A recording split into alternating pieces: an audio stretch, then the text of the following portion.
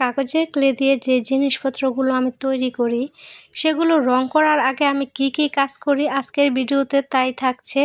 সম্মানিত ভিউয়ার্স, আসসালামু আলাইকুম। আশা করি যে যেখান থেকে আমার ভিডিও দেখছেন, আল্লাহ তাআলার অশেষ রহমতে সবাই ভালো আছেন, সুস্থ আছেন। কাগজের তৈরি এই জিনিসগুলো আমি বিক্রি করি।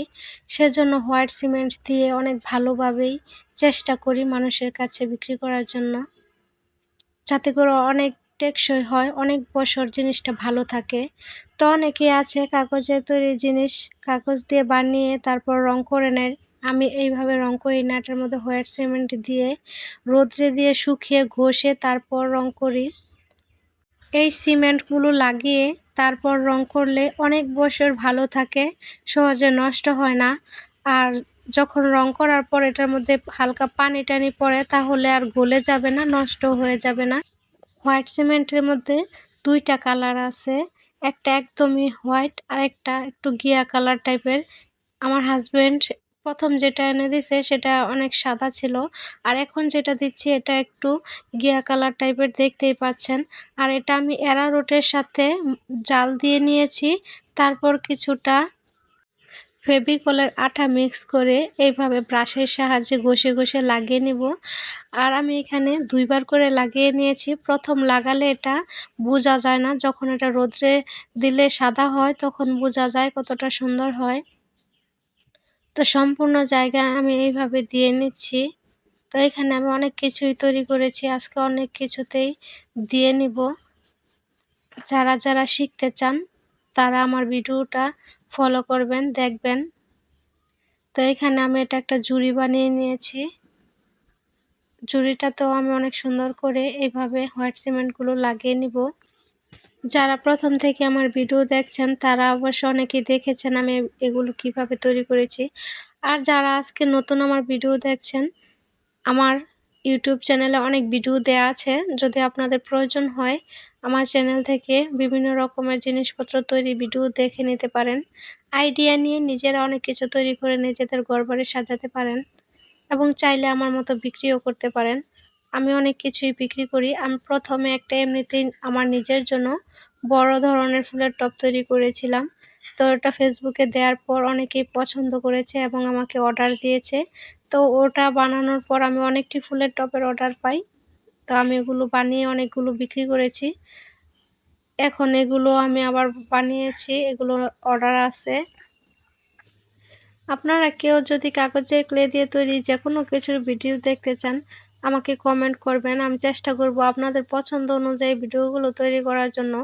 আর আমি অনেক কষ্ট করেই একটি ভিডিও তৈরি করি। আপনারা যদি লাইক কমেন্ট না করেন তাহলে আরও একটা নতুন জিনিস তৈরি করার আগ্রহ হারিয়ে ফেলি। এই স্ট্রবেরিটা আমি এক আপুর রিকোয়েস্টে তৈরি করেছিলাম অনেক দিন আগে, কিন্তু এটা রং করা হয়নি। আজকে এটার মধ্যে হোয়াইট সিমেন্ট দিয়ে তারপর আমি রং করে আপনাদের সাথে শেয়ার করব কেমন দেখা যায়। নিচের সাইডে আমি একটু চ্যাপ্টা করে বানিয়েছিলাম যাতে স্ট্রবেরিটা দাঁড় করিয়ে রাখা যায়। এটা ছাড়াও আমি ছোট সাইজের আরও অনেকগুলো স্ট্রবেরি তৈরি করেছি। ইনশাল্লাহ পরবর্তী কোনো এক ভিডিওতে দেখিয়ে দিব।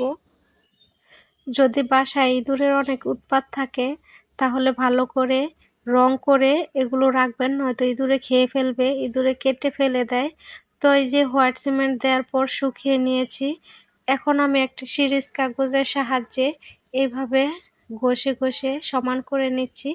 ২ রকমের সিরিজ কাগজ পাওয়া যায়, একটা হচ্ছে কাঠের আর একটা হচ্ছে লোহা ঘষার। তো চেষ্টা করবেন কাঠের যেই ঘষুনি সেইটাই নিয়ে আসার জন্য।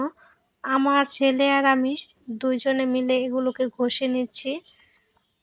ঘষে সুন্দর ফিনিশিং করে নেব। সিমেন্ট লাগিয়ে নেওয়ার পর একটু খসখসে টাইপের হয়ে যায়। যখন এটাকে আবার এইভাবে ঘষে মসৃণ করা হয় তখন আবার অনেক সুন্দর মসৃণ হয়ে যায়। তারপর রং করলে অনেক ভালো হয়। আর আমি যত কালারের রং করি তার আগে সাদা কালার রং করে নেই, তাহলে পরবর্তী সময়ে যে রংটা করি তা অনেক ভালোভাবে ফুটে ওঠে।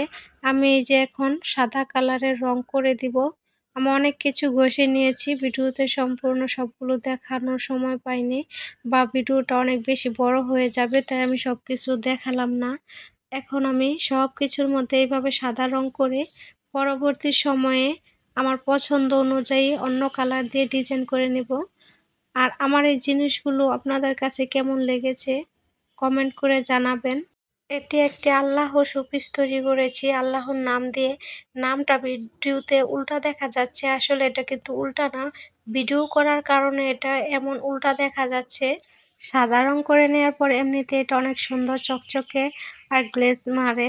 যদি এর চেয়ে বেশি চকচকে দেখাতে ইচ্ছা হয় তাহলে এটার উপর দিয়ে বার্নিশ করে নিলে আরও বেশি স্বচ্ছ এবং সুন্দর দেখা যাবে।